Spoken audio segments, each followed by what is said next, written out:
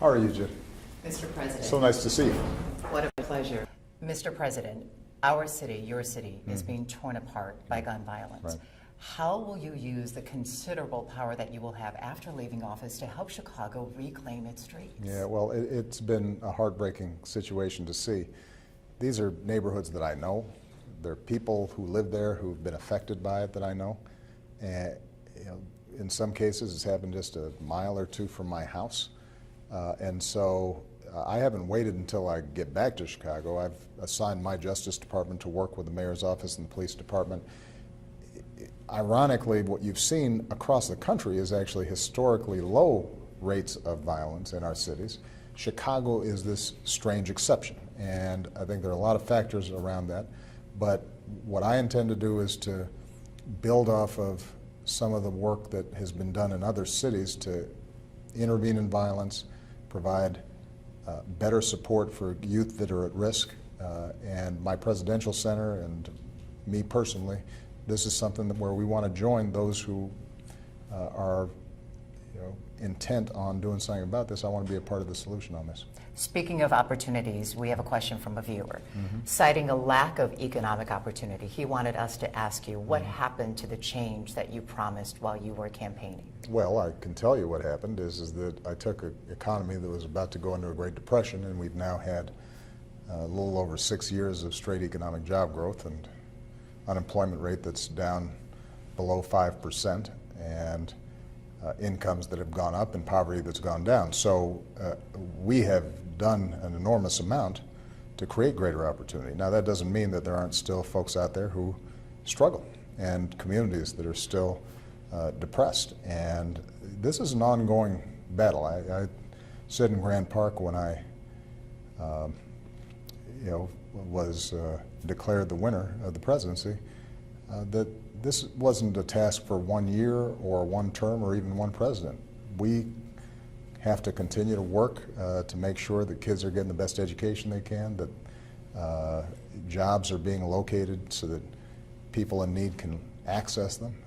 And that's going to be something that I suspect we'll all be working on, and folks will still be working on even after I'm gone. You will be coming home for the farewell speech. Right. Is it still Sweet Home Chicago for you? Does Chicago figure into the future for you and the First Lady? Absolutely. I mean, we're going to be making a huge investment of time and energy in making this presidential center really a world-class center to train young people, to bring about change, to work on the issues that we've worked on all our lives. And I still have a home in Hyde Park. And so we have to stay here so Sasha graduates from the school that she's been at. But our closest friends still live in Chicago. Michelle's mom still lives in Chicago. And so we're going to be spending, even in the next 2 years, a lot more time there, and we're looking forward to it.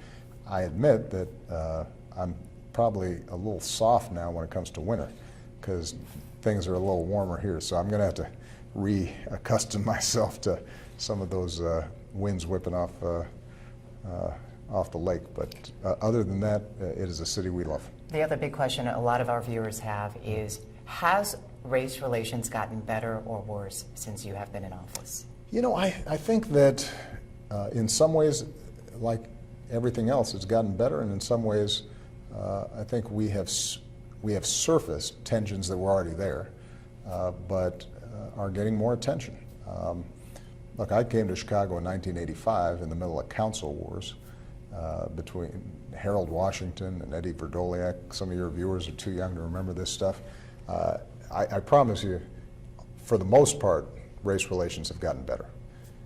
But I think what we've seen over the last several years when it comes to tensions between police and communities, the internet, horrific hate crimes of the sort that we appear to have seen on this Facebook. recent, Yeah, what is your reaction to that? Actually, to that Facebook video? It's terrible, and so part of what technology allows us to see now is the terrible toll that racism and discrimination and hate takes on families and communities.